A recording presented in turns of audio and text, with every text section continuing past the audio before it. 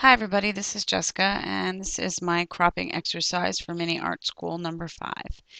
I started with this picture first, and this is a picture from a weekend I just spent at the Delaware River.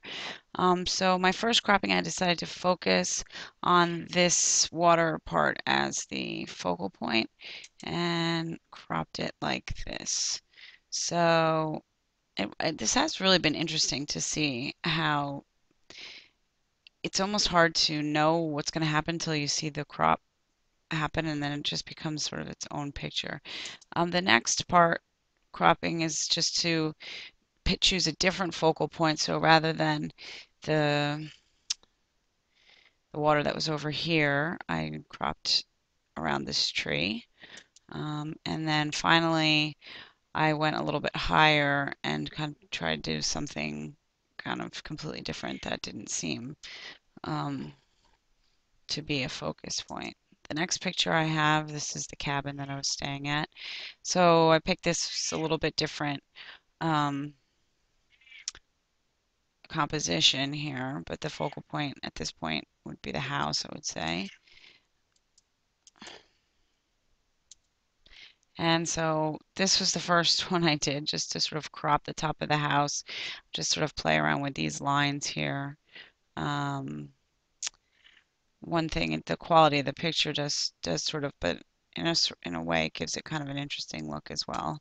The next thing I did was to completely do some change, and this was originally this is the garage. It was on the side that wasn't a focal point at all, but just liked this shadow and the way this would sort of frame out these leaves here.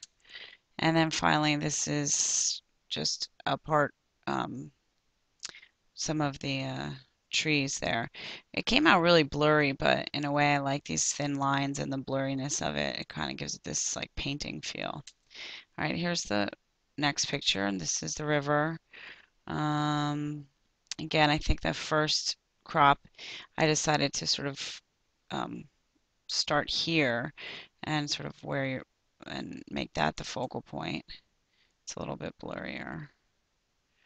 And then I did a totally different thing, and I sort of like the way this curved line happens here, and the fact that this wouldn't necessarily be attractive, or I wouldn't have normally like thought to even focus on this section, but I kind of like the way that that turned out. And then here's again going away from the water and seeing what happens with the sky. This is my husband and I in Chicago, and I forget the official name for this sculpture, but it looks like a bean, so it's called the bean. Um, this is a section within the bean that's the reflection, so it's kind of warped because it's within that.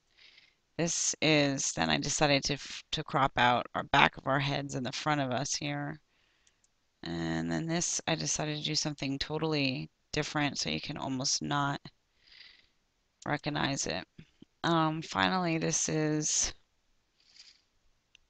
no, not finally actually, but this is also Chicago. I chose this just because of the simplicity of it. The first one just focuses on this flag as or the sign, the street sign as the focal point.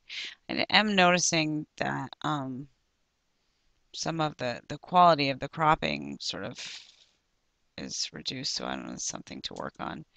Then I just decided to go with the sky, which is a completely sort of opposite thing than what we started out with. And then I decided to try this with the sort of tree framing this side, um, looking out on the marina.